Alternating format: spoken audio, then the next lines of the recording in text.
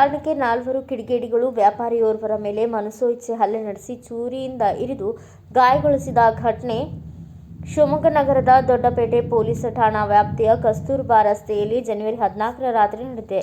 ಸಿಹಿತಿನಿಸು ಸಮೋಸ ಮಾರಾಟ ಮಾಡುವ ಹೀರಾಲಾಲ್ ಎಂಬುವವರೇ ಹಲ್ಲೆಗೊಳಗಾದ ವ್ಯಾಪಾರಿಯಾಗಿದ್ದಾರೆ. ಕಿಡಿಗೇಡಿಗಳ ದಾಳಿಯಿಂದ ಗಾಯಗೊಂಡಿರುವ ವ್ಯಾಪಾರಿಯನ್ನ ನಗರದ ಖಾಸಗಿ ಆಸ್ಪತ್ರೆಗೆ ದಾಖಲಿಸಲಾಗಿದೆ ಎಂದು ತಿಳಿದುಬಂದಿದೆ. ವ್ಯಾಪಾರಿಯ ಅಂಗಡಿ ಬಳಿ ರಾತ್ರಿ ಸರಿಸುಮಾರು 8 ಗಂಟೆಯ ವೇಳೆಗೆ 4 ಅಪರಿಚಿತರು ಆಗಮಿಸಿದ್ದಾರೆ. ವಿಳಾಸವೊಂದರ ಮಾಹಿತಿ ಕೇಳಿದ್ದಾರೆ. ವ್ಯಾಪಾರಿ ತಿಳಿಸಿದ್ದಾರೆ. ಅಲ್ಲಿಂದ ತೆರಳಿದ್ದ ಆರೋಪಿಗಳು ಮತ್ತೆ ವಾಪಸ್ ಬಂದಿದ್ದಾರೆ.